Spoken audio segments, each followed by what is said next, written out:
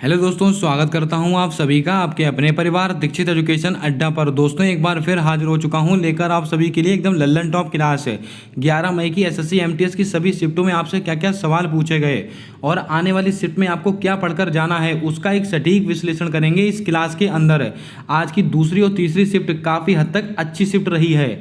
आइए देखते हैं कौन कौन से सवाल आपकी शिफ्टों में पूछे गए हैं। दोस्तों पहला सवाल पूछा गया है कि पानीपत का तीसरा युद्ध किस वर्ष हुआ था। तो आप सबको ये सब जवाब रट गए होंगे। पानीपत का तीसरा युद्ध कब हुआ था? 1761 ईस्वी में। आपका ऑप्शन नंबर डी बिल्कुल सही जवाब होगा, इसको आप ध्यान में रखेंगे। बात करते हैं ऑप्शंस को लेकर। 1526 इसमें क्या हुआ था? पानीपत का पहला युद्ध। अगर आपसे पूछ लिया जाए पानीपत का पहला युद्ध कब हुआ था? 1526 में। और पानीपत का दूसरा युद्ध कब हुआ था? 1556 ईस्वी में हुआ था पानीपत का दूसरा युद्ध। इसके अलावा पानीपत का तीसरा युद्ध कब हुआ था? 1761 में। किसके बीच में हुआ था? तो मैंने आपको बताया था मराठा और अहमद शाह अब्दाली के बीच में हुआ था। बात करते हैं 1527 इसमें क्या हुआ था? खानवा का युद्ध। कौन सा दोस्तों? खानवा का युद्ध कब हुआ था? 1527 ईस्वी में हुआ था। किसके बीच में हुआ था? ये महत्वपूर्ण रहेगा। राणा सांगा और बाबर के बीच में हुआ था। और इसमें किसकी विजय हुई थी? बाबर की विजय हुई थी। इसको भी आपको ध्यान में रखना है। दोस्तों एक युद्ध आप और नोट कीजिएगा, कन्नौज का युद्ध। ये सवाल आपकी परीक्षा के लिए महत्वपूर्ण रहेगा। कन्नौज का युद्ध ये दोस्तों कब हुआ था? तो आपको ध्यान में रखना है 1540 ईस्वी में हुआ था। इसको भी आपको नोट कर लेना है। आइए चलते हैं अपने अगले सवाल की ओर। हमसे अगला सवाल पूछा गया कि पंडित बिरजू महाराज किस नृत्य से संबंधित हैं। ये सब तो ऐसे सवाल हो चुके हैं दोस्तों, 20 बार आपको मैं बता चुका हूँ, कई बार आपसे परीक्षा में पूछे जा चुके हैं। तो इसका सही आंसर क्या होगा? कथक से संबंधित है। आपको ऑप्शन नंबर ए बिल्कुल सही जवाब होगा, इसको आप ध्यान में रखें। और कथक कहाँ का नृत्य है? उत्तर भारत का। उत्तर भारत का नृत्य कौन सा है? तो आपको याद रखना है कथक। पंडित बिरजू महाराज और सितारा देवी। कौन? सितारा देवी। इन दोनों का संबंध किससे है? तो आपको ध्यान में रखना है कथक से संबंधित हैं। ओडिसी नृत्य इनसे संबंधित मैंने आपको बताया था केलुचरण महापात्र। इसको आप ध्यान में रखें, आपकी परीक्षा में सवाल फिर से आपसे पूछा जा सकता है। सत्रिया इनसे संबंधित कौन है? शंकर देव। शंकर देव। ये सब सवाल एसएससी ने पूछ लिए हैं। बात करते हैं अपने अगले सवाल की ओर। हमारा अगला सवाल पूछा गया था कि द मोजार्ट ऑफ मद्रास किस गायक को कहा गया है। थोड़ा अच्छे लेवल का सवाल आपसे पूछा गया है। AR रहमान को कहा गया, लता मंगेशकर को कहा गया, सुब्बू लक्ष्मी को कहा गया है कि मोहम्मद रफ़ी को कहा गया है।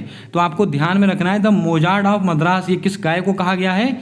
AR रहमान। आपका ऑप्शन नंबर ए बिल्कुल सही जवाब होगा, इसको आप ध्यान में रखें। अगर आपसे सवाल पूछा जाए दोस्तों पहला नोबेल पुरस्कार गायकी में किसको दिया गया था? सॉरी दोस्तों, पहला भारत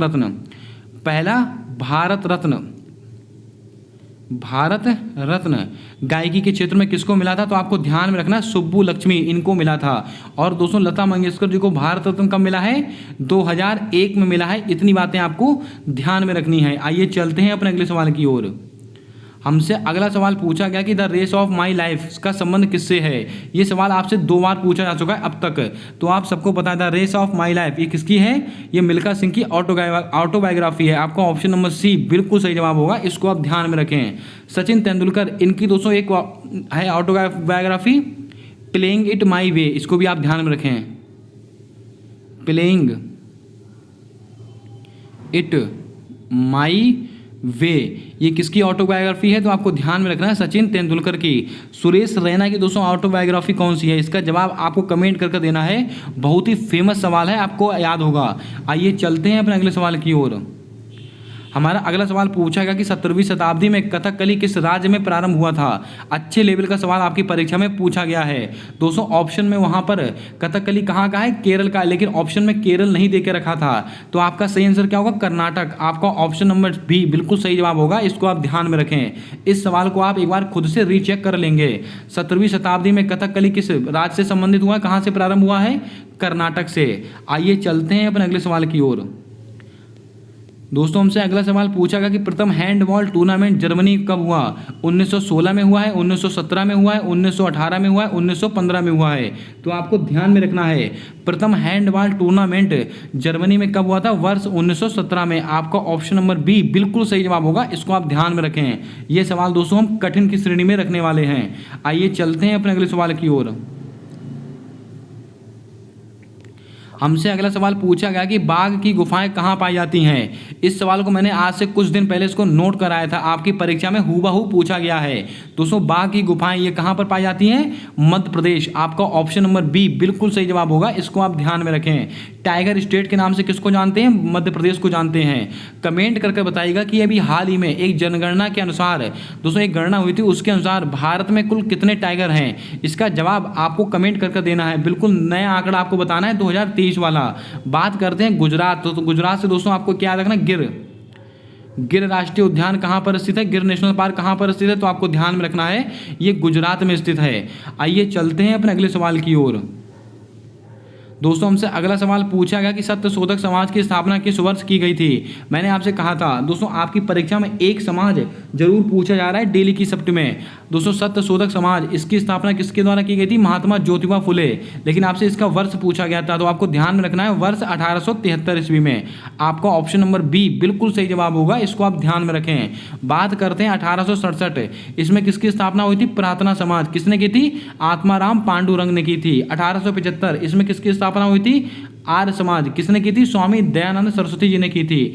1897, इसमें किसकी स्थापना हुई थी? रामकिशन मिशन की स्थापना हुई थी। किसने की थी? 1897 में स्वामी विवेकानंद जी ने। अब आपको कमेंट करके बताना है 1828 में दोस्तों ब्रह्म समाज की स्थापना हुई थी। ये किसके द्वारा की गई थी? इसका जवाब आपको कमेंट कर बता देना है।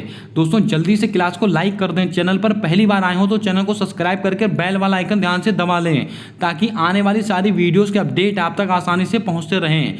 अगर आपका भविष्य में एसएससी एमटीएस का एग्जाम है तो आप सारे एनालिसिस देख कर जाइएगा।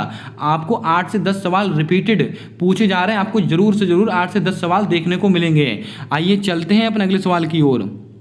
हमारा अगला सवाल पूछा गया था कि सबसे कम जनसंख्या घनत्व वाला केंद्र शासित प्रदेश कौन सा था। अरुणाचल प्रदेश है, लक्षद्वीप है, सिक्किम है, अंडमान निकोबार है। ये दोस्तों आंकड़ा 2011 की जनगणना के अनुसार पूछा गया है। तो आप सबको पता है 2011 की जनगणना के अनुसार सबसे कम जनसंख्या घनत्व वाला केंद्र शासित प्रदेश यानी कि यूटी कौन सा था? अंडमान निकोबार। अगर आपके ऑप्शन में अंडमान निकोबार है तो वही आपका बिल्कुल सही आंसर होगा। अगर अंडमान निकोबार आपके ऑप्शन में नहीं है तो आपको ध्यान में रखना है दादर नागर हवेली इसका सही आंसर होगा। आइए दोस्तों ऑप्शंस को लेकर बातें करते हैं। अगर आपसे पूछा जाए सबसे कम जनसंख्या घनत्व किस राज्य का है, अगर राज्य पूछा जाता तो अरुणाचल प्रदेश होता। सबसे कम जनसंख्या घनत्व कहाँ का है? अरुणाचल प्रदेश है। और सर्वाधिक जनसंख्या घनत्व कहाँ का है? तो आपको ध्यान में रखना है बिहार का है। ये दोनों सवाल आपको नोट कर लेना है। इसके अलावा अगर आपसे पूछ लिया जाए सिक्किम, सबसे कम जनसंख्या कहाँ पर है? सिक्किम में। लेकिन जनसंख्या घनत्व सबसे कम कहाँ पर है? अरुणाचल प्रदेश में। लक्षद्वीप, इसकी राजधानी क्या है? कवरत्ती। आपको ध्यान में रखना है लक्षद्वीप की राजधानी क्या है? कवरत्ती। आइए चलते हैं अपने अगले सवाल की ओर। हमारा अगला सवाल पूछा गया कि बाजीराव प्रथम के पिता का क्या नाम था। ये सवाल दोस्तों हम थोड़ा टफ लेवल में रखने वाले हैं। बाजीराव प्रथम, इनके पिता का क्या नाम था? तो आपको ध्यान में रखना है बालाजी विश्वनाथ। आपका ऑप्शन नंबर बी बिल्कुल सही जवाब होगा, इसको आपको याद रखना है। आने वाली शिफ्ट में आपसे फिर से ये सवाल पूछा जा सकता है। आइए चलते हैं अपने अगले सवाल की ओर। दोस्तों हमसे अगला सवाल पूछा गया था कि फुटबॉल मैच की अवधि कितनी होती है। दोस्तों 60 मिनट, 75 मिनट, 90 मिनट, 120 मिनट। तो आपको दोस्तों याद रखना है फुटबॉल मैच की अवधि ये कितनी होती, तो आपको ध्यान में रखना है 90 मिनट की होती है। 45 मिनट के 2 खेल होते हैं, आपको ध्यान में रखना है। 45 मिनट का 2 गेम होते हैं, इसको आपको नोट कर लेना है। आपकी परीक्षा में सवाल पूछा गया है। दोस्तों एक सवाल खेल से और आया था येलो कार्ड को लेकर कि येलो कार्ड में दोस्तों जो पेनल्टी टाइम होता है वो कितना होता है? तो 10 से 15 मिनट होता है। कब? 10 से 15 मिनट होता है। इसको भी आपको ध्यान में रखना है। यह सवाल आपकी परीक्षा में पूछा गया है। आप कमेंट करके बताएं कि यह सवाल आपकी परीक्षा में आया है कि नहीं। आइए चलते हैं अपने अगले सवाल की ओर। हमारा अगला सवाल पूछा गया कॉमनवेल्थ गेम 2022 का आयोजन कहाँ हुआ। बहुत ही सिंपल सवाल था, आप सबको पता है कॉमनवेल्थ गेम 2022 ये 22वें क्रम के थे और इसका आयोजन कहाँ पर हुआ है? कतर, दोहा के अंदर हुआ है। आपका ऑप्शन नंबर सी बिल्कुल सही जवाब होगा, इसको भी आप ध्यान में रखें। सॉरी दोस्तों, कतर दोहा में नहीं होगा, इसका सही आंसर होगा बर्मिंघम। माफ कीजिएगा दोस्तों, थोड़ा सा कन्फ्यूजन हो गया था। बर्मिंघम में दोस्तों इसका सही आंसर होगा। कॉमनवेल्थ गेम 2022 इसका आयोजन कहाँ पर हुआ है? तो आपको ध्यान में रखना बर्मिंघम इंग्लैंड में हुआ है। कहाँ पर? बर्मिंघम इंग्लैंड में हुआ है। और अगले वाले दोस्तों कॉमनवेल्थ गेम कहाँ पर होंगे? या ऑस्ट्रेलिया में होने वाले हैं। बात करते हैं दोस्तों ऑप्शंस को लेकर। अगर आपसे पूछ लिया जाए फीफा विश्व कप 2022 इसका आयोजन कहाँ पर हुआ है? फीफा विश्व कप 2022 का आयोजन हुआ था कतर, दोहा में। और इसमें विजेता कौन बना था? अर्जेंटीना। किसको हराया था? फ्रांस को हराया था। और जो दोस्तों अर्जेंटीना, इसके कप्तान कौन थे? लियोनेल मेसी, आपको याद होगा। और दोस्तों 3 आंकड़े आप फिर से याद कीजिएगा, मैंने आपको नोट कराए थे। गोल्डन बॉल का अवार्ड किसको मिला है? तो लियोनेल मेसी को मिला है। गोल्डन बूट का अवार्ड किसको मिला है? किलियन एम्बापे को मिला है। और दोस्तों गोल्डन ग्लव्स का अवार्ड किसको मिला है? एक खिलाड़ी है मार्टिनेज करके, उनको मिला है। ये तीनों आंकड़े आप नोट कर लें, आपकी परीक्षा में आपको नंबर दिलाएंगे ये आंकड़े। आइए चलते हैं अपने अगले सवाल की ओर। हमारा अगला सवाल पूछा गया था कि राजगृह किसकी राजधानी थी? मगध, वज्जी, कन्नौज, पाटलिपुत्र। तो आपको ध्यान में रखना है, राजगृह किसकी राजधानी थी? मगध की। आपका ऑप्शन नंबर ए बिल्कुल सही जवाब होगा, इसको आप ध्यान में रखें। वज्जी दोस्तों किसकी राजधानी है? वैशाली। वैशाली, इसको आप नोट करें, एसएससी ने सवाल पूछा हुआ है। अब दोस्तों ये नाम आए हैं तो आपको दोस्तों बौद्ध संगति याद आनी चाहिए। मैंने आपको नोट कराया था कितनी बौद्ध संगतियाँ हुई थी? 4। 1 2 3 4। पहली वाली बौद्ध संगति कहाँ पर हुई थी? राजगृह में हुई थी। कहाँ पर? राजगृह। और दोस्तों दूसरी वाली बौद्ध संगति कहाँ पर हुई थी? वैशाली में हुई थी। कहाँ पर? वैशाली में हुई थी। और तीसरी वाली बौद्ध संगति कहाँ पर हुई थी? पाटलिपुत्र में हुई थी। और चौथी वाली बौद्ध संगति कहाँ पर हुई? कुंडलवन, कश्मीर में। कुंडलवन कश्मीर में हुई है। अगर आपसे पूछ लिया जाए दोस्तों पहली वाली बौद्ध संगति राजगृह किसके समय हुई थी? अजात शत्रु के समय हुई थी। वैशाली किसके समय हुई थी? काला अशोक के समय हुई थी। पाटलिपुत्र अशोक के समय हुई थी। और कुंडलवन कश्मीर ये दोस्तों कनिष्क के समय हुई थी। इन चारों के भी नाम आप याद रखें, आपकी परीक्षा में आपको नंबर दिलाएंगे। बात करते हैं दोस्तों बौद्ध धर्म को लेकर, तो आपको याद होगा महात्मा बुद्ध ने अपना पहला उपदेश कहाँ दिया था? सारनाथ में दिया था। और इस घटना को क्या कहते हैं? अभिधम्म चक्र कहते हैं, आपको याद होगा। और महात्मा बुद्ध ने अपने सर्वाधिक उपदेश कहाँ पर दिए हैं? इसका जवाब आपको कमेंट कर बताना है। और महात्मा बुद्ध ने अपने प्राण त्यागे थे, वो वाली घटना क्या कहलाती है? महापरिनिर्वाण। और दोस्तों महात्मा बुद्ध के गृह त्याग की घटना क्या कहलाती है? महाविनिष्क्रमण। इतनी बातें आपको याद रखनी है महात्मा बुद्ध से। आइए चलते हैं अपने अगले सवाल की ओर। हमारा अगला सवाल पूछा गया कि सर्वाधिक चावल उत्पादन वाला राज्य देश कौन सा है? यानी कि दोस्तों पूरे विश्व में सर्वाधिक चावल उत्पादन वाला देश कौन सा है? तो आपको ध्यान में रखना है चीन। आपका ऑप्शन नंबर सी बिल्कुल सही जवाब होगा, इसको आप ध्यान में रखें। दोस्तों ब्राज़ील किसका उत्पादन करता है? कॉफ़ी का। अगर आपसे पूछ लिया जाए कॉफ़ी के मामले में पूरे भारत में पूरा किसका स्थान है? ब्राज़ील का है। अगर आपसे पूछ रहे चीनी उत्पादन में दोस्तों पूरे विश्व में पहला स्थान किसका है? भारत का है। इसको भी आपको ध्यान में रखना है, महत्वपूर्ण सवाल बनेगा आपकी परीक्षा को लेकर। आइए चलते हैं अपने अगले सवाल की ओर। हमारा अगला सवाल पूछा गया कि झारखंड का टूसू पर्व किस हिंदी माह में मनाया जाता है? बहुत ही लल्लन टॉप सवाल है। सबसे पहला सवाल तो आपको यही याद रखना है कि टूसू पर्व कहाँ पर मनाते हैं? झारखंड में मनाते हैं। झारखंड का एक फेस्टिवल और है सरहुल फेस्टिवल, इसको भी आपको ध्यान में रखना है। और ये किस हिंदी माह में मनाते हैं? पौष में मनाते हैं। आपका ऑप्शन नंबर बी बिल्कुल सही जवाब होगा, इसको भी आपको ध्यान में रखना है। आइए चलते हैं अपने अगले सवाल की ओर। दोस्तों हमारा अगला सवाल पूछा गया कि पल्लव वंश का अंतिम शासक कौन था? सिंह, विष्णु, अपराजित या बिंबिसार या कड़फिसस? क्या होगा आपका सही जवाब? जल्दी से बताएं। दोस्तों अगर आपसे पल्लव वंश का अंतिम शासक पूछा गया तो आपका जवाब क्या होगा? अपराजित। आपका ऑप्शन नंबर बी बिल्कुल सही जवाब होगा, इसको भी आपको ध्यान में रखना है। लेकिन अगर आपसे पल्लव वंश का दोस्तों संस्थापक पूछा जाता है तो आपका जवाब क्या होता है? सिंह, विष्णु। ये पल्लव वंश के संस्थापक हैं। पल्लव वंश के संस्थापक कौन है? सिंह विष्णु जी हैं, इसको भी आपको ध्यान में रखना है। और लेकिन आपसे पूछा क्या कहता है? पल्लव वंश का अंतिम शासक, तो आपका आंसर क्या होगा? अपराजित।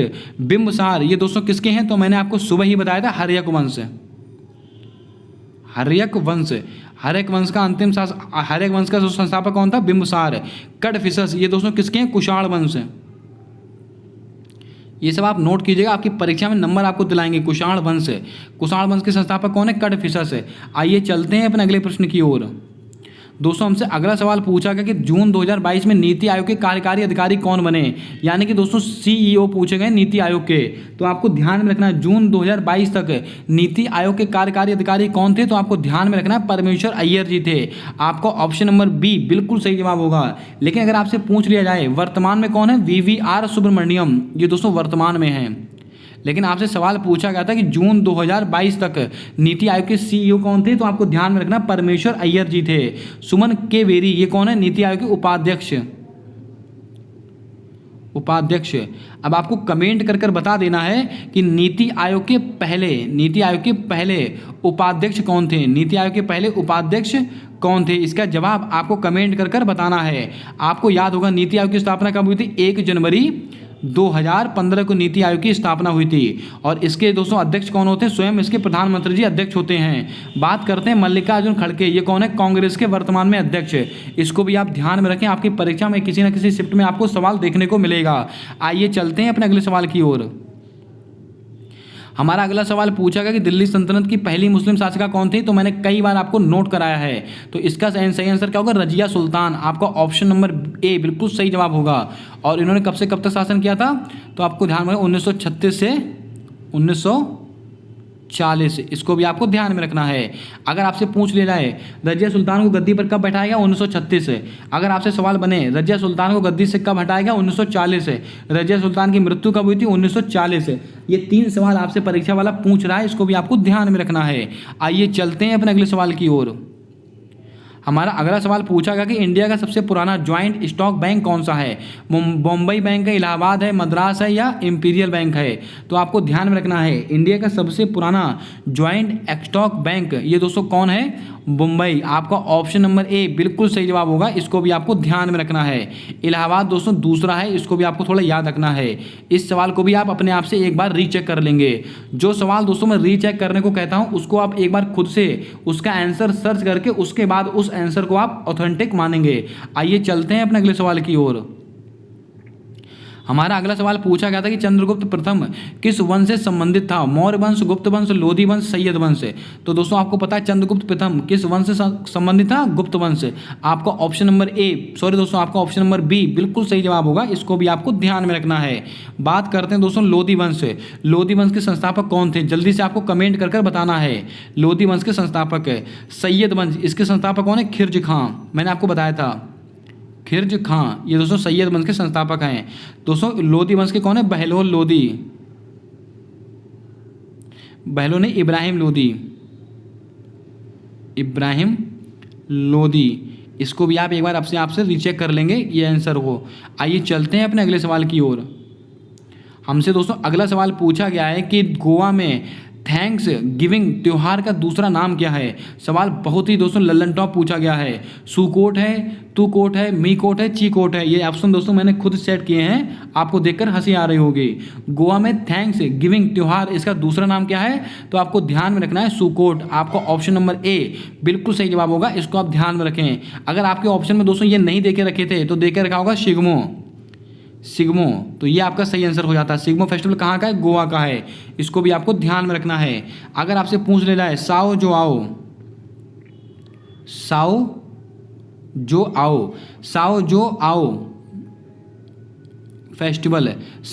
फेस्टिवल ये दोस्तों कहाँ का, ये भी गोवा का है। अगर आपसे पूछ लिया देखनी और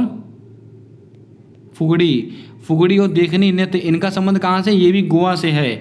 आपको दोस्तों कमेंट करके बताना है गोवा को अलग से राज्य का दर्जा कौन से संविधान संशोधन के द्वारा दिया गया था। आपकी जानकारी के लिए बता दूं गोवा को अलग से राज्य का दर्जा 1987 में दिया गया था। आपको कमेंट करके बताना है कि कौन से संविधान संशोधन के द्वारा गोवा को अलग से राज्य का दर्जा दिया गया था। याद कीजिएगा 3 आंकड़े मैंने आपको बार बार बताए हैं। नागालैंड को अलग से राज्य का दर्जा कब दिया गया है, 13वें संविधान संशोधन के द्वारा। कब का है, 1962 का है।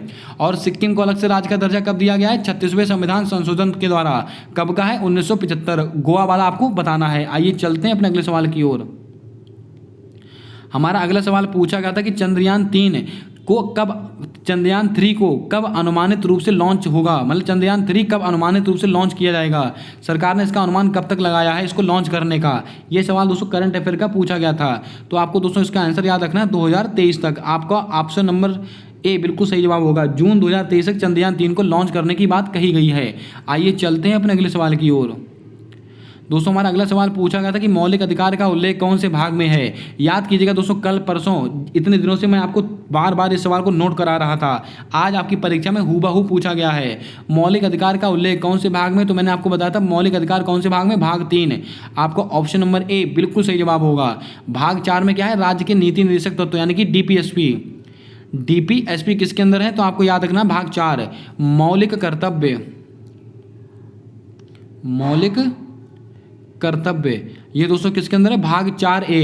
आपको याद होगा हमारे मूल संविधान में एक भी मौलिक कर्तव्य नहीं था। फिर होता है 42वां संविधान संशोधन 1976 को, और कितने मौलिक कर्तव्य जोड़े जाते हैं? 10 मौलिक कर्तव्यों को जोड़ा जाता है। भाग 14, इसमें क्या है? यूपीएससी, इसमें दोस्तों यूपीएससी का उल्लेख है। जो स्टेट पीसीएस होगा, यूपीएससी होगा, इनका उल्लेख किसके अंदर है? भाग 14 है।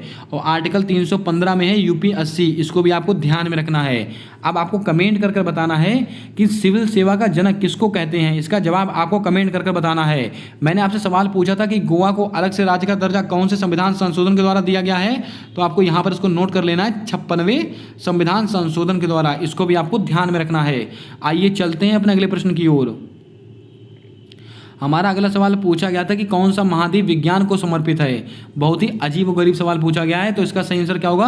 अंटार्कटिका। आपका ऑप्शन नंबर डी बिल्कुल सही जवाब होगा। इसको भी आपको ध्यान में रखना है।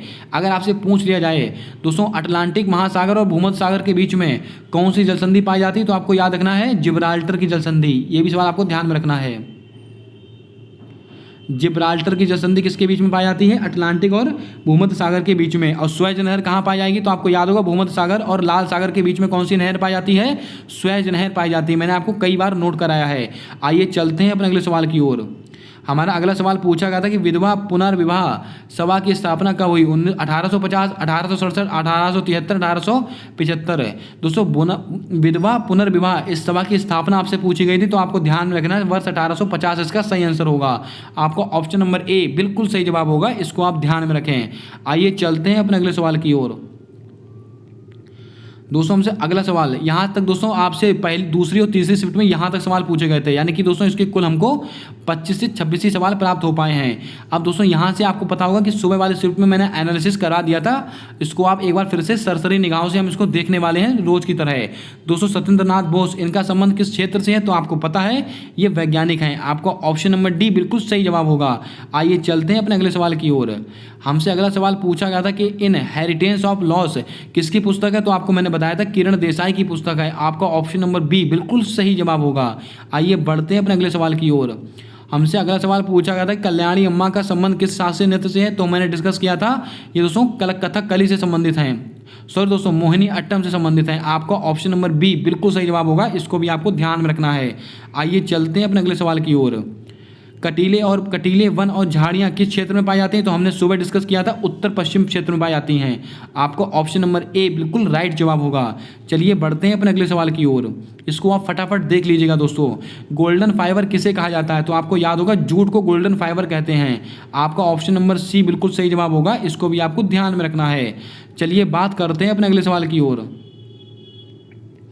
दोस्तों हमसे अगला सवाल पूछा गया था कि थॉमस कप का संबंध किस खेल से है? तो सुबह हमने डिस्कस किया था बैडमिंटन। आपका ऑप्शन नंबर सी बिल्कुल सही जवाब होगा। इसको भी आपको ध्यान में रखना है। हमने बताया था दोस्तों संतोष ट्रॉफी का संबंध किससे है? फुटबॉल से है। संतोष ट्रॉफी 2023 की किसने जीती है? कर्नाटक ने जीती है। शतरंज से संबंधित दोस्तों मैंने आपको कब बताए थे? Naidu Cup, Khetan Cup. और गोल्फ से संबंधित मैंने आपको कब बताया था? Ryder Cup. आइए चलते हैं अपने अगले सवाल की ओर। हमसे अगला सवाल पूछा गया था कि लंदन ओलंपिक में भारत ने कुल कितने रजत पदक जीते थे? तो आपको याद होगा 3 रजत पदक जीते थे। आपको ऑप्शन नंबर सी बिल्कुल सही जवाब होगा। इसको आप ध्यान में रखें। अब आपको कमेंट करके बताएं 33वें ग्रीष्मकालीन ओलंपिक, इसका आयोजन कहाँ पर होने वाला है? इसका जवाब आपको कमेंट कर देना है। 32वें कहाँ हुए थे? टोक्यो जापान में। और 33वें कहाँ होंगे? इसका जवाब आप कमेंट करके बताइएगा। आइए बात करते हैं अपने अगले सवाल की ओर। हमारा अगला सवाल पूछा गया कि याओसांग फेस्टिवल किस राज्य से संबंधित है? तो आपको ध्यान में रखना है मणिपुर। आपका ऑप्शन नंबर बी बिल्कुल राइट जवाब होगा। इसको भी आपको ध्यान में रखना है। आइए चलते हैं अपने अगले सवाल की ओर। ऊर्जा का सर्वोत्तम रूप किसे माना गया है? तो आप सबको पता है सूर्य को माना गया है। आपका ऑप्शन नंबर सी बिल्कुल सही जवाब होगा। इसको आप ध्यान में रखें। आप देख रहे हैं एसएससी किस लेवल के सवाल पूछ रहा है। कुछ सवाल टफ हैं, कुछ सवाल बहुत सरल हैं। यानी कि दोस्तों कुल मिलाकर अगर देखा जाए तो दोस्तों मॉडरेट लेवल का पेपर बन रहा है। अगर आप थोड़ी सी भी मेहनत कर रहे हैं तो आपका सिलेक्शन कोई रोक नहीं सकता है। 100% आप अपने माँ बाप का सपना पूरा करने वाले हैं इस जॉब के अंदर। आइए चलते हैं अपने अगले सवाल की ओर। हमारा अगला सवाल पूछा गया था कि नालंदा विश्वविद्यालय की स्थापना किसके द्वारा की गई? ये सवाल अब तक एसएससी 2 से 3 बार आपसे पूछ चुका है एसएससी एमटीएस के अंदर। तो इसका जवाब क्या होगा? कुमारगुप्त। आपका ऑप्शन नंबर बी बिल्कुल सही जवाब होगा। आइए चलते हैं अपने अगले सवाल की ओर। दोस्तों हमसे अगला सवाल पूछा गया था कि झिझिया नृत्य का संबंध किस राज्य से है, तो हमने डिस्कस किया था बिहार से है। आपको ऑप्शन नंबर सी बिल्कुल सही जवाब होगा। अब बिहार की बात आई है तो आपको याद होगा 5 अक्टूबर, मैंने कई बार नोट कराया, 5 अक्टूबर 2009। दोस्तों 5 अक्टूबर को कौन सा दिवस मनाते हैं? डॉल्फिन दिवस मनाते हैं। 5 अक्टूबर 2009 को डॉल्फिन को गंगोट्रिक एनिमल के रूप में शामिल किया गया था, आपको याद रखना है। आइए चलते हैं अपने अगले सवाल की ओर। सवाल पूछा गया कि दिल्ली की जामा मस्जिद का निर्माण किसने कराया, तो इसका सही आंसर क्या था? शाहजहां ने करवाया था। आपका ऑप्शन नंबर बी बिल्कुल सही जवाब होगा, इसको आप ध्यान में रखें। दोस्तों कुतुब मीनार, इसकी मरम्मत किसने कराई थी? इसका जवाब आपको कमेंट कर बता देना है। आइए बढ़ते हैं अपने अगले सवाल की ओर। सैयद वंश के संस्थापक कौन है, तो मैंने कई बार अब तक आपको नोट करा चुका हूँ, खिर्ज खां। आपका ऑप्शन नंबर सी बिल्कुल सही जवाब होगा। कितनी बार सवाल बताया, ये सब सवाल आपको रट गए होंगे। आइए चलते हैं अपने अगले सवाल की ओर। अहमदिया इस्लाम की स्थापना किसके द्वारा की गई है, तो हमने बताया था आपको गुलाम अहमद के द्वारा। आपका ऑप्शन नंबर बी बिल्कुल सही जवाब होगा, इसको भी आपको नोट कर लेना है। चलिए बढ़ते हैं अपने अगले प्रश्न की ओर। अंतर्राष्ट्रीय सुरक्षा से संबंधित अनुच्छेद कौन सा है, तो हमने सुबह डिस्कस किया था अनुच्छेद 51। अगर आपका कार्यपालिका और न्यायपालिका का पृथक्करण पूछा गया तो अनुच्छेद 50 होगा, लेकिन अगर अंतर्राष्ट्रीय शांति और सुरक्षा पूछी गई तो अनुच्छेद 51 होगा। इसको भी आपको ध्यान में रखना है। और भारत की वन नीति किसके अंदर है? अनुच्छेद 51A। आइए चलते हैं अपने अगले सवाल की ओर। दोस्तों हमसे अगला सवाल पूछा गया कि वह ताप जिस पर कोई वस्तु जलने लगती है क्या कहलाती है, तो आपको ध्यान में रखना है प्रज्वलन ताप कहलाता है। आपका ऑप्शन नंबर बी बिल्कुल सही जवाब होगा, इसको भी आपको नोट कर लेना है। चलिए बढ़ते हैं अपने अगले सवाल की ओर। समुद्री नियमित धारा को क्या कहते हैं? ज्वार भाटा, सुनामी, तरंगे, लहरें। तो हमने सुबह डिस्कस किया था कि इसको लहरें कहते हैं। आपका ऑप्शन नंबर डी बिल्कुल सही जवाब होगा। दोस्तों यहाँ पर 1 से 2 पॉइंट मैं आपको और नोट करा देता हूँ। अगर आपसे पूछा जाए दोस्तों अल नीनो और दोस्तों ला नीनो, अल नीनो और ला नीनो, ये दोस्तों कैसी जलधाराएं? गर्म जलधाराएं हैं। कैसी? गर्म जलधाराएं हैं। इसको भी आपको ध्यान में रखना है। अगर आपसे पूछ रहे लेबरा करके दोस्तों एक जलधारा आती है, वो ठंडी जलधारा होती है। इसको आप एक बार खुद से चेक कर लेंगे। आइए दोस्तों बात करते हैं अपने अगले सवाल की ओर। हमारा अगला सवाल पूछा गया था कि स्वतंत्र भारत का अंतिम गवर्नर जनरल कौन था। इस सवाल के ऊपर दोस्तों बहुत कन्फ्यूजन बना हुआ है। इसको आप खुद से रीचेक करेंगे, इसको खुद से सर्च करके बताएंगे। लेकिन दोस्तों हमारी तरफ से इसका आंसर आप लॉर्ड कैनिंग मान सकते हैं। आइए चलते हैं अपने अगले सवाल की ओर। हमारा अगला सवाल पूछा गया था कि लता मंगेशकर जी ने पहली बार कौन सी फिल्म में गाना गाया था, तो आपको सबको पता है मराठी फिल्म। हमने सुबह डिस्कस कर लिया था। आपका ऑप्शन नंबर, इसमें कोई ऑप्शन नहीं है, मराठी फिल्म। तो आपको इसको ध्यान में रखना है। ये थे कुछ महत्वपूर्ण सवाल जो आज की शिफ्ट में आपसे पूछे गए हैं, इसको आपको ध्यान में रखना है। दोस्तों कैसी लगी आज की शिफ्ट, कैसा लगी आज की क्लास, कमेंट कर आप जरूर बताइएगा। अगर क्लास पसंद आई है तो क्लास को लाइक कर देना। चैनल पर पहली बार आए हो तो चैनल को सब्सक्राइब करके बेल वाला आइकन ध्यान से दबा लेना, क्योंकि आने वाली सारी वीडियोज़ के अपडेट आप तक आसानी से पहुँचते रहें। मिलते हैं आने वाली अगली वीडियो में एक नए एनालिसिस के साथ। तब तक के लिए जय हिंद, जय भारत दोस्तों।